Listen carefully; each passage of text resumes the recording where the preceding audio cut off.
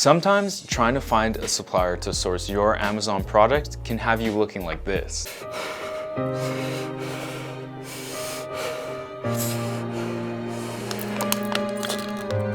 I made this video so that you can have a smooth experience finding your supplier. And maybe you'll end up looking something a little more like this. I'm having fun now! Finding the right supplier isn't just finding a product, ordering it on Alibaba, and you're done. If you're serious about starting your Amazon business, then finding a supplier is super important. In this video, I'm going to talk about some things I would do if I was looking to find a supplier. And maybe let's talk about a few things that other people are leaving out. So let's jump into it. So let's first look at where you can actually find suppliers. The first option is going to be sourcing sites. If you've already done some research, then you've probably already figured out that Alibaba.com is one of the most common places to source products from. These types of websites are basically a marketplace for vendors to show off what they can produce and for you to contact them so that you can source a product. The second option is just going to be doing some basic Google searching. Oftentimes, they can lead you in the right direction, especially if you're looking for a domestic supplier like in the United States. Third option would be to go to trade shows or conferences to find a supplier.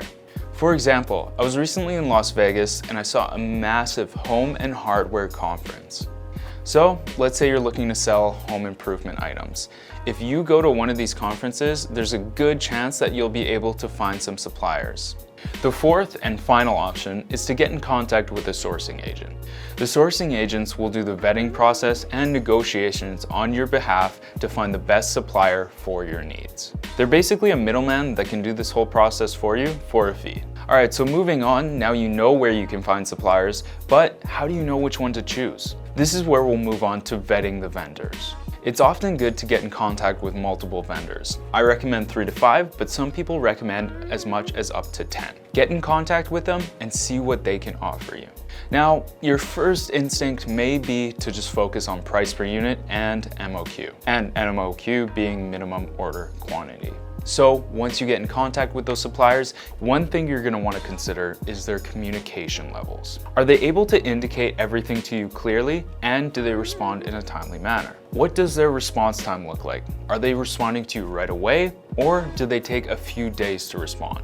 If your supplier is overseas, what are their language capabilities? Language barriers can lead to miscommunication. And miscommunication can lead to negative impacts on both the supplier and the seller's end. Next, are they able to modify the product to your liking? Can they add your logo? And can they do packaging? Are they able to deliver the product to the shipyard, assuming you're shipping via sea? Or does a freight forwarder have to come to their production facility and pick it up? What is their business history? How long have they been in business? And what certifications do they have? How many employees do they have? And what capabilities do they have when it comes to scaling up if you scale up your Amazon business? Once you have a general idea of what the suppliers can offer you and how their business operates, it's time to order some prototypes or samples. I recommend ordering prototypes from your top 3 to 5 prospective suppliers. You can have the prototypes sent directly to you, or you can have the suppliers send them to an independent tester. Testers will test your product based on a certain criteria that you've created for them, and they'll also generally record a video of them doing the tests. After they've concluded the test, they can generally take all of the samples and ship them to you in one box. Whether you're hiring a tester or you're just getting the samples sent to your house and you're going to do the tests, you need to build a criteria for what you need for that product to be the one you want to sell.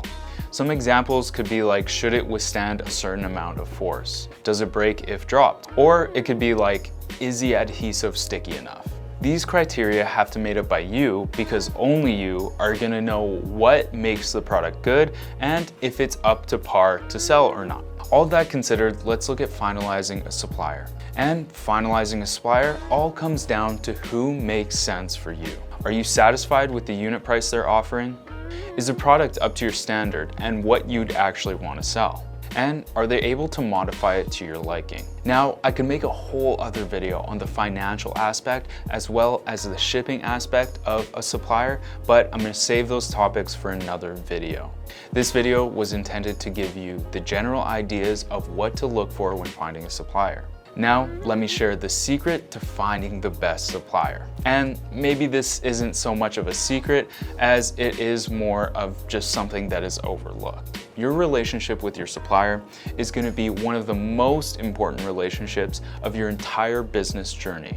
Too many people focus on grinding down the supplier to get the best price per unit possible, but they forget about the human aspect.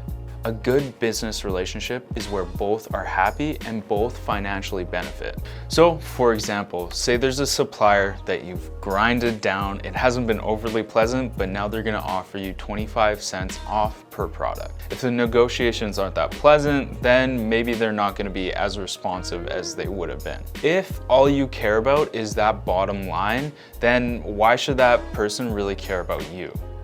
So, what happens if you're about to run out of stock, you need several hundred, if not thousands of units produced and shipped right away? They're not gonna rush to your aid because why would they? And going out of stock on Amazon is much more costly than the money you would have saved by just bargaining and grinding down that supplier. The amount of money and time it will take to re-rank your Amazon listing with all the PPC and stuff could honestly end up killing the listing. So the not so secret is that your relationship with your supplier matters, and it matters a lot.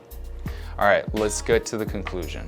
So there you have it. Those are the things I would look for and consider when looking for a supplier. I know this wasn't an overly technical guide, but I saw that there was kind of a need for a video that went over the general scope and wasn't just a tutorial on how to order off of Alibaba.com.